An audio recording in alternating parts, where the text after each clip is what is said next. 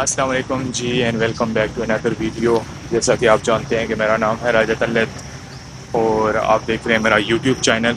तो आज की वीडियो में आपको एक छोटी सी इन्फॉर्मेशन देनी थी ताजिकिस्तान के वीज़े के बारे में। जैसा कि आप सब जानते हैं कि ताजिकिस्तान जो कंट्री है बिल्कुल अफ़गानिस्तान के साथ लगता है, सेंट्रल एशियन कंट्री है और बहुत से लोग जो हैं वहाँ पे जाना चाहते हैं और मोस्टली जो लोग होते हैं उनको वीज़े की इन्फॉर्मेशन नहीं होती। तो आज उनको बताना है कि आप ताजिकिस्तान का वीज़ा कैसे हासिल कर सकते हैं। तो यार सबसे पहले आपको पता होना चाहिए कि ताजिकिस्तान का जो वीज़ा होता है वो दो तरह का होता है। एक होता है इलेक्ट्रॉनिक वीज़ा जिसको बोलते हैं ई वीज़ा और एक होता है स्टिकर वीज़ा। तो मैं आपको बताऊंगा कि आपको कौन सा वीज़ा अप्लाई करना चाहिए और कौन सा वीज़ा अप्लाई नहीं करना चाहिए। उसका रीज़न है क्योंकि कुछ मसले मसाइल हैं इन दोनों वीज़ाज़ में। तो आपको बताऊंगा जो आपके लिए मुनासिब होगा फिर वो आपने अप्लाई कर देना है। तो ज़्यादा मसला नहीं है। और इसके अलावा यार मैं आपको कोई भी स्क्रीन पे नहीं लेके जाऊंगा और ना ही कोई फॉर्म फिल करके दिखाऊंगा। उसका रीज़न ये है कि सब लोगों को पता होता है कि फॉर्म कैसे फिल करना है।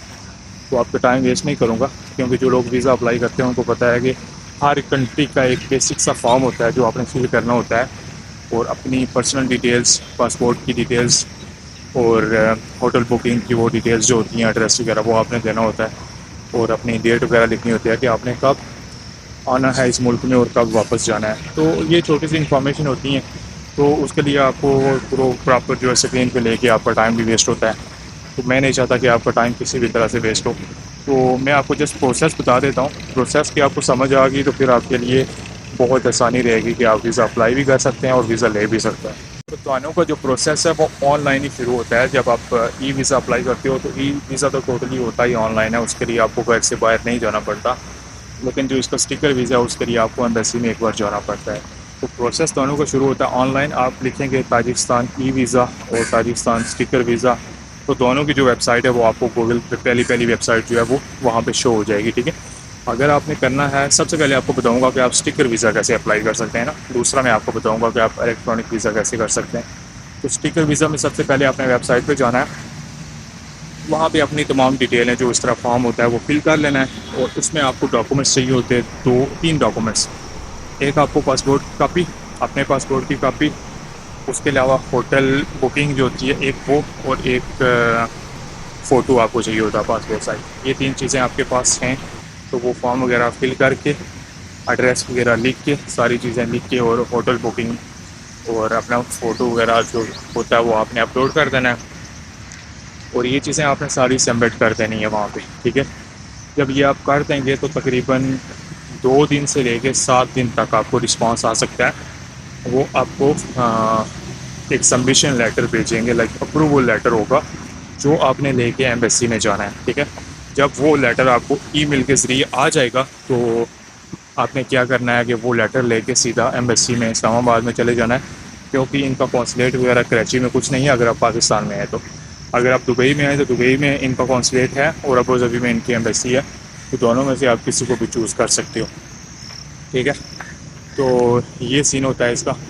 और एक बात और कि आपने ये चीज़ें जो है डिटेल वगैरह जब आपने सबमिट करवानी है, अप्रूवल आता है तो आपकी जो होती है फ़ीस वगैरह कुछ नहीं होती। ठीक है, इसके लिए ये जस्ट आपने जमा करवा देना है और लेके जब एम्बेसी में जाते हैं वीज़ा अप्लाई करते हैं तब आपको फ़ीस जमा करवानी पड़ती है एम्बेसी में।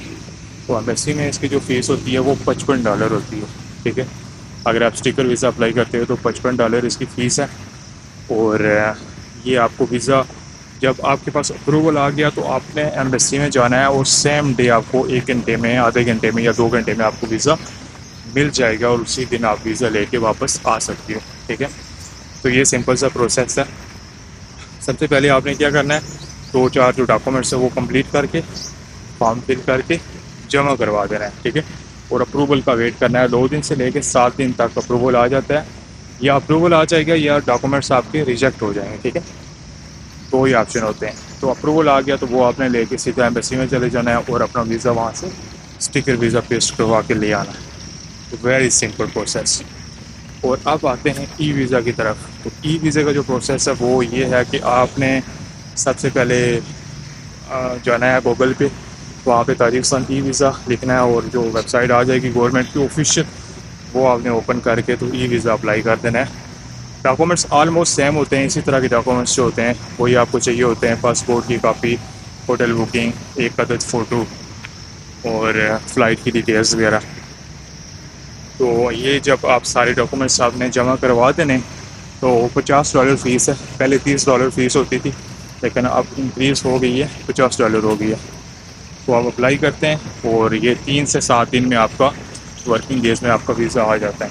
तो इस तरह का ये प्रोसेस होता है। बाकी एक चीज़ आप नोट कर लें, आप कोशिश करें कि आप वीज़ा अप्लाई करें स्टिकर वीज़ा। उसका रीज़न ये है कि ई वीज़ा में बहुत सी मुश्किलात आ रही हैं। लोग वीज़ा अप्लाई कर रहे हैं, फ़ीस वगैरह जमा करवा रहे हैं, तो रिस्पांस नहीं आ रहा। गवर्नमेंट मतलब उनका सिस्टम ही ऐसा है, करप्ट सिस्टम है या वट वो ये है कि रिस्पांस नहीं दे रहे उसको। लोग 20-20 दिन इंतज़ार कर रहे हैं, कोई रिस्पांस नहीं आ रहा। जब उनको मैसेज करते हैं, ईमेल करते हैं, तो वो कहते हैं वेट करो, और फिर मतलब 1 महीने बाद आपका वीज़ा रिजेक्ट कर देते हैं कोई भी रीज़न लगा के। तो इस तरह वो मसला परेशानी करते हैं। इस तरह आप कोशिश करें स्टिकर वीज़ा अप्लाई करें। स्टिकर वीज़ा में आपके मैक्सिमम चांसेस होते हैं कि आपका वीज़ा लग जाएगा। अगर आपको अप्रूवल आ गया, जो कि मोस्टली आ ही जाता है पाकिस्तानियों के लिए, इतना ताजिकिस्तान का वीज़ा मुश्किल नहीं है क्योंकि ताजिकिस्तान एक गरीब कंट्री है बेसिकली। तो ये है कि आसानी से आपको वीज़ा मिल जाएगा, स्टिकर वीज़ा। ई वीज़ा के चक्रों में ना पड़ें। जो लोग दूर रहते हैं बस्ती से, लाइक कराची में हैं, सिंध वाली साइड पे हैं, बलूचिस्तान वाली साइड पे हैं, वो चलो दूर हैं तो वो ई वीज़ा अप्लाई कर सकते हैं, क्योंकि इस्लामाबाद का उनको चक्कर जो है वो लगाना पड़ेगा, फिर काफ़ी ज़्यादा मसला मसाइल। अदरवाइज़ अगर आप करीब हैं बस्ती से या बाहर किसी कंट्री में, तो आपके लिए बेस्ट है कि आप स्टिकर वीज़ा लें, बहुत आसानी से लग जाएगा। और ये है कि उसमें मैक्सिमम चांसेस होते हैं, उस स्टिकर वीज़ा की वैल्यू भी ज़्यादा होती है, तो ये बेस्ट है आपके लिए। बाकी आप अगर ताजिकिस्तान में जाते हैं तो आप अफ़गानिस्तान वाले रास्ते से जा सकते हैं आसानी से। अफ़गानिस्तान जाएं और वहाँ से आपने बाय रोड ही ताजिकिस्तान में चले जाना है, तो बहुत सिंपल प्रोसेस है। और आज कल वहाँ की एक जो एयरलाइन है वो भी पाकिस्तान से ऑपरेट कर रही है, तो आप बाय एयर डायरेक्ट भी दुशंबे जा सकते हैं। इतना मसला नहीं है, बहुत ही सिंपल है। और टिकट्स भी जो वन वे है वो 60,000 तक मिल जाती है। तो 1 लाख से 1,20,000 तक आपको 2 वे टिकट मिल जाती है ताजिकिस्तान की। और ताजिकिस्तान में आप जाते हैं तो आप 1-2 कंट्री और भी ऐड कर सकते हैं, उज़्बेकिस्तान को भी और किर्गिस्तान को भी। नेक्स्ट वीडियो में आपको बताऊंगा कि आप उन कंट्रीज़ का कैसे विज़िट वीज़ा ले सकते हैं और वहाँ भी जा सकते हैं। फ़िलहाल ये वीडियो थी सिर्फ ताजिकिस्तान के लिए। बहुत ही खूबसूरत कंट्री है, बहुत ही मज़े का कंट्री है, मैंने ऑलरेडी विज़िट किया है और मुझे तो बहुत पसंद है। बहुत सस्ता भी है और बहुत साफ़ सुथरा है, क्लीन कंट्री है। इसके बावजूद कि वो एक गरीब कंट्री है बिल्कुल पाकिस्तान की तरह, या इवन पाकिस्तान से भी गरीब है, लेकिन वहाँ जो उनका लाइफस्टाइल है वो बहुत अच्छा है और ओवरऑल एक बहुत डिसेंट कंट्री है विज़िट के लिए। तो ये थी इन्फॉर्मेशन जो मैंने सोचा आपसे शेयर कर दूँ। अगर कोई आपका क्वेश्चन होता है इसके वीज़ा का रिलेटेड, ताजिकिस्तान के वीज़े के रिलेटेड, या आपको कोई इशू है तो आप बता सकते हैं। इंशाल्लाह आपको जवाब मिलेगा, कमेंट करके बता दें।